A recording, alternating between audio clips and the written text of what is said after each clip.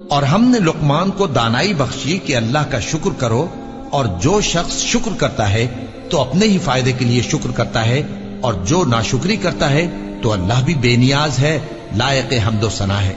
اور اس وقت کو یاد کرو جب لقمان نے اپنے بیٹے کو نصیحت کرتے ہوئے کہا کہ بیٹا، اللہ کے ساتھ شرک نہ کرنا، شرک تو بڑا بھاری ظلم ہے۔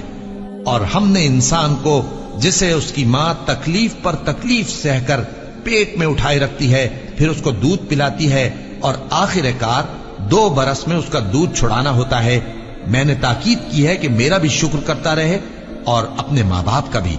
کہ تم کو میری ہی طرف لوٹ کر آنا ہے۔ اور اگر وہ دونوں تجھ پر زور ڈالیں کہ تو میرے ساتھ کسی ایسی چیز کو شریک کرے جس کا تجھے کچھ بھی علم نہیں، تو ان کا کہا نہ ماننا، ہاں دنیا کے کاموں میں ان کا اچھی طرح ساتھ دینا، اور جو شخص میری طرف رجوع لائے اس کے رستے پر چلنا، پھر تم کو میری طرف لوٹ کر آنا ہے، تو جو کام تم کرتے رہے ہو سب سے تم کو آگاہ کر دوں گا۔ لقمان نے یہ بھی کہا کہ بیٹا، اگر کوئی عمل چاہے رائی کے دانے کے برابر بھی چھوٹا ہو، اور ہو بھی کسی پتھر کے اندر یا آسمانوں میں مخفی ہو یا زمین میں، اللہ اس کو قیامت کے دن لا موجود کرے گا۔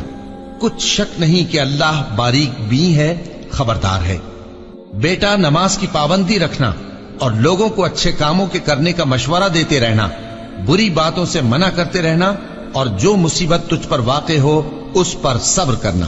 بے شک یہ بڑی ہمت کے کام ہیں۔ اور تکبر کرتے ہوئے لوگوں کے سامنے گال نہ پھلانا اور زمین میں اکڑ کر نہ چلنا، اس لیے کہ اللہ کسی اترانے والے شیخی خورے کو پسند نہیں کرتا۔ اور اپنی چال میں اعتدال کیے رہنا، اور بولتے وقت ذرا آواز نیچی رکھنا، کیونکہ بہت اونچی آواز گدھوں کی سی ہے، اور کچھ شک نہیں کہ سب سے بری آواز گدھوں کی ہوتی ہے۔